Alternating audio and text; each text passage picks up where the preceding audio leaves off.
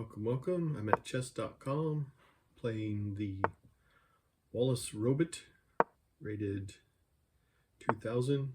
It's one of the Earth Day robots. And so I'm going to go through here.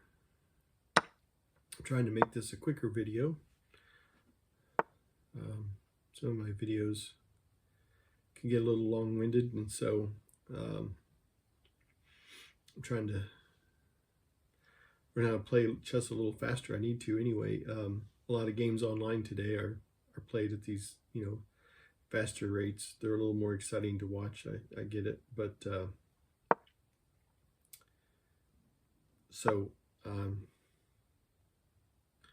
anyway, so yeah, let's see how this goes with Wallace.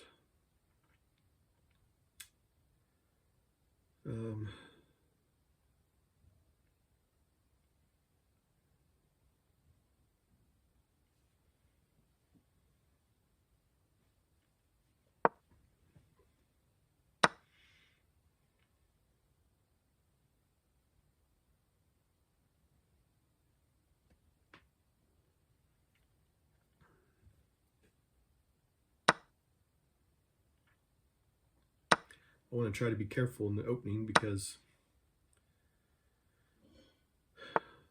the opening kind of sets the tone, and if you screw up the opening, it's hard to recover.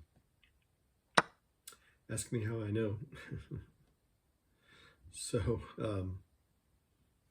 yeah, it's hard to recover. If you screw up the opening, it's hard to recover from it.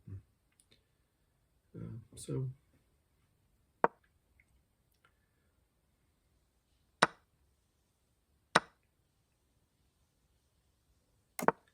the e-file is now open.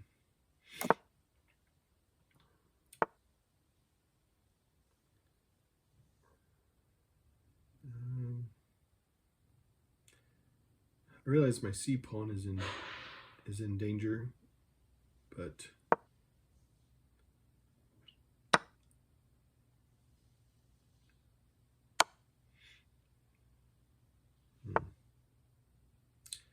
okay, I changed my mind. I don't like this. It's too late. All right. Yeah, I think I could have played that a little better. Oh, I definitely could have. Okay.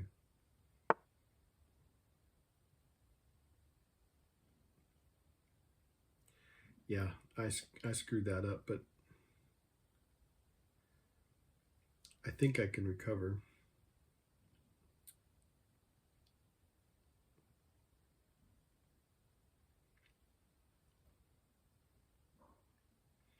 Trying to decide what to do here.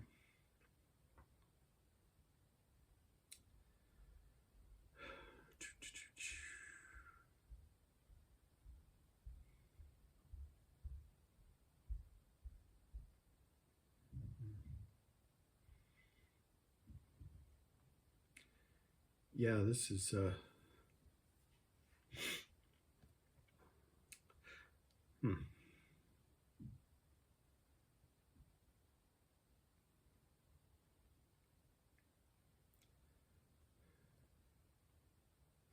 Boy, being down those extra pawn is going to hurt. Yeah, I may need to give that a think and freshen up my drink. Drinking coffee. Freshen up my drink and go to the restroom.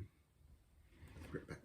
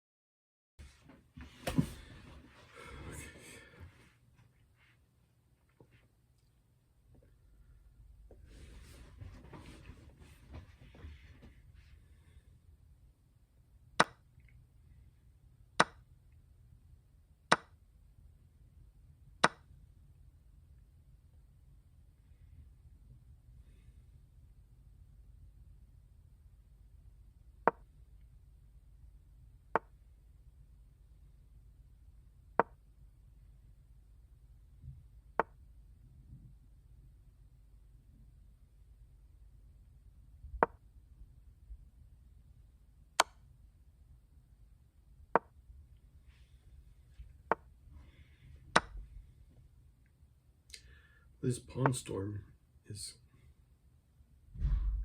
coming down.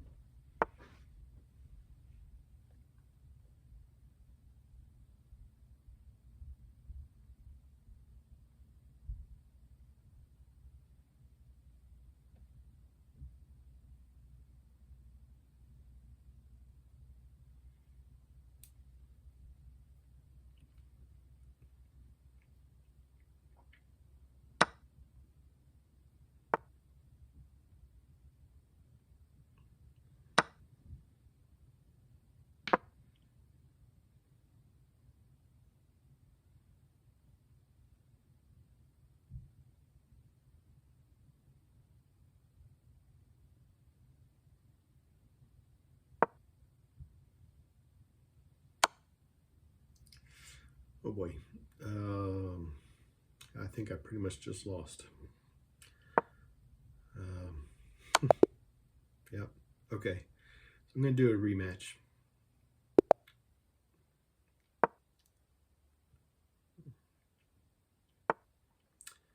See if I can see what happens for game 2. And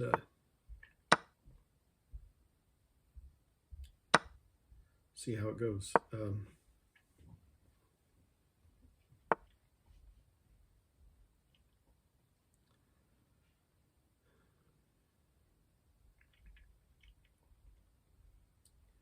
I'm just trying to get out there and control the center and all that good stuff.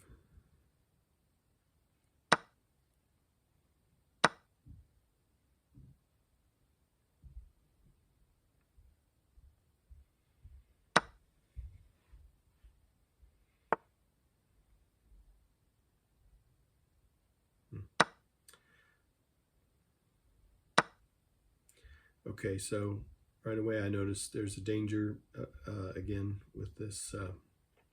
If a castle, I want a castle so bad, but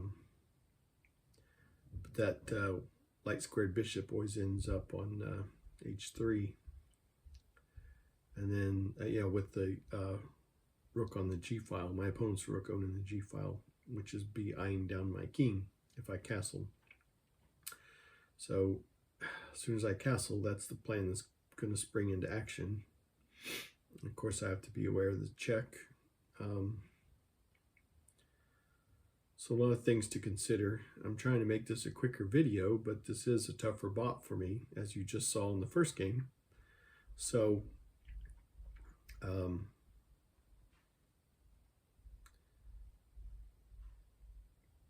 yeah, I have to keep my pencil sharp in this game, this bot.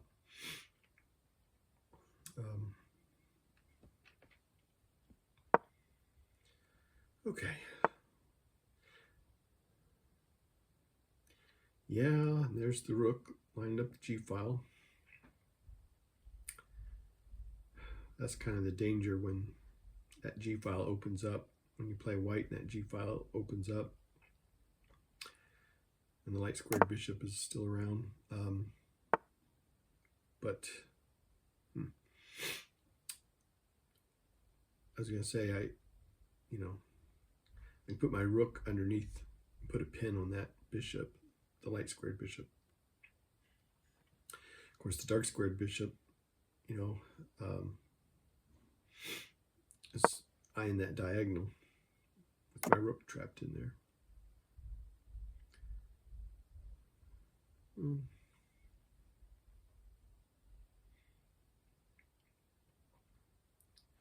So this is playing out pretty similar to the first game that I lost, and I'll see if I can be a little more mindful on this one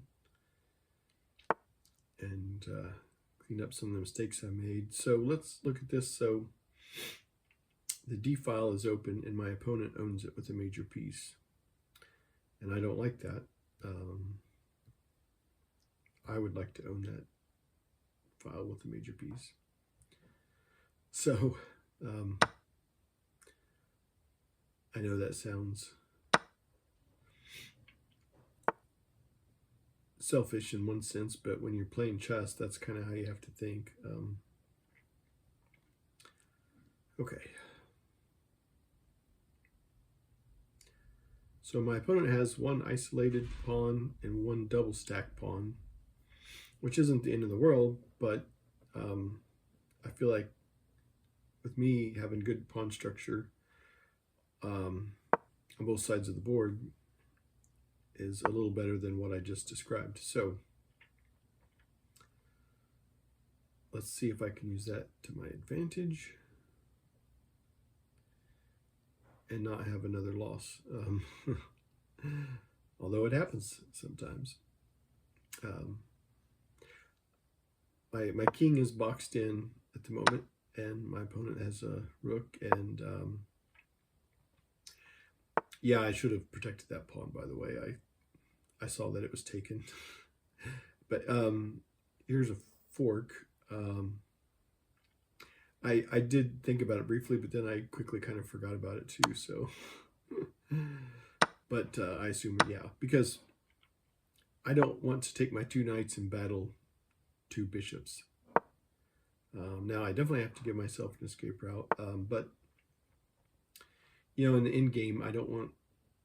I think the two bishops are stronger than two knights, generally speaking.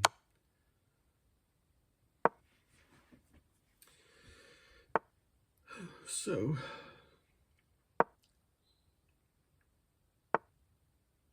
ugh.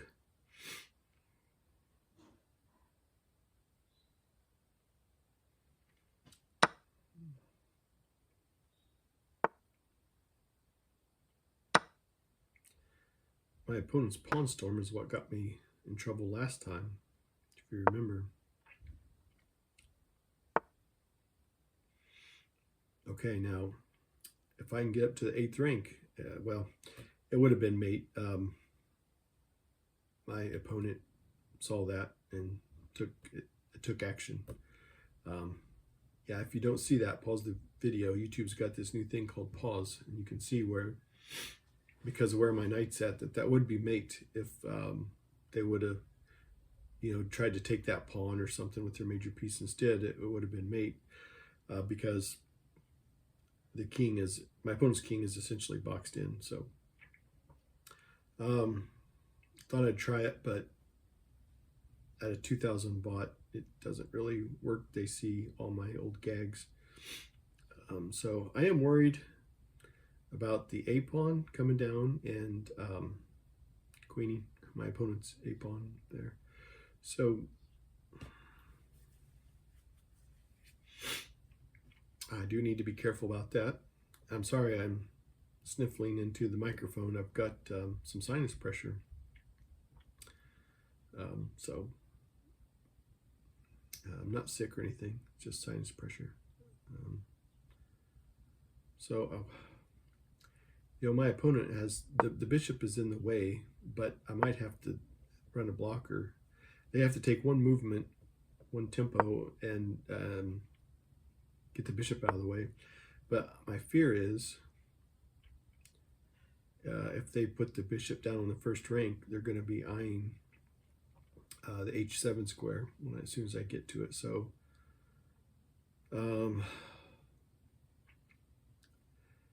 the problem is if I do a rook exchange, then my opponent gets their pawn line back up and is immediately attacking my knight. So I might just move my knight to where, you know, just defends, and I'm going to keep trying to push this pawn.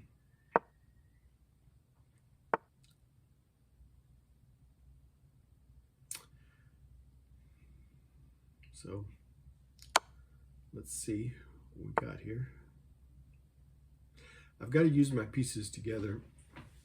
I didn't think they would really just sit back and let me take that rook, but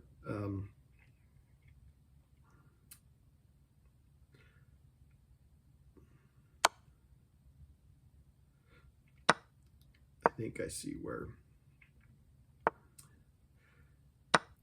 So they went to that square just because it slowed down my tempo. I had to, see, I have to take a movement to get my knight out of the way, blah, blah, blah. But this is going to be a tight game.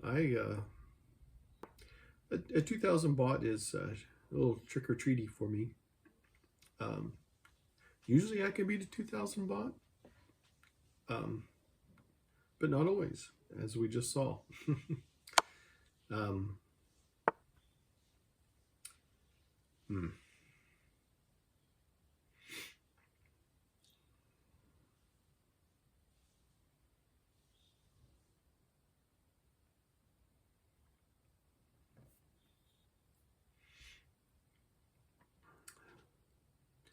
I'm just looking, I hate to have another loss, but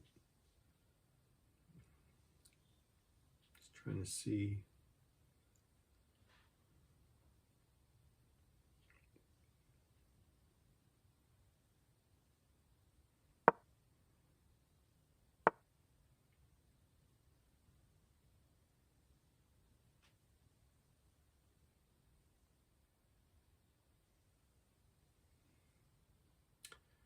I can clean house on some of these pawns.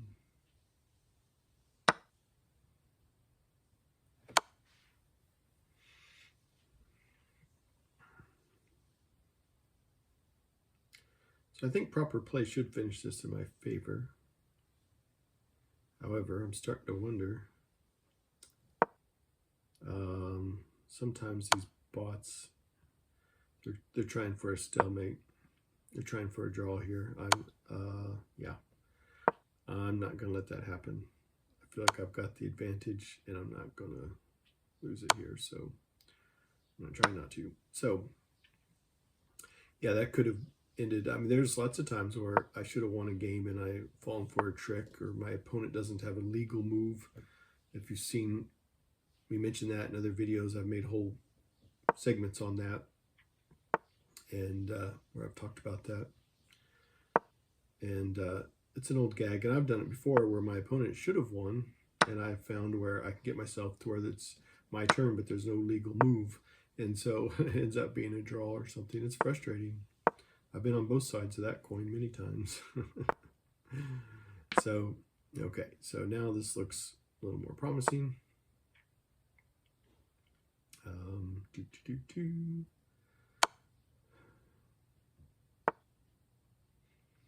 going to get rid of the last of my threats there. I own that diagonal, so the king can't retake my knight there. So now in the end game, you just want to build a box and make it smaller and smaller. And if you're familiar with my channel, you've heard me say that a million times when you've watched some of my end games. I talk about that. So here I'm just going to use my queen and my king together. Got the my opponent pinned on the A file, and I'm going to give, see, they're trying for a draw, but they've got two squares that they can just keep bouncing around, and that's a legal move. They have to make it. So we'll just wait until my king comes into action, and thanks for watching, everybody. I appreciate it. There you go. Have a great day. Cheers.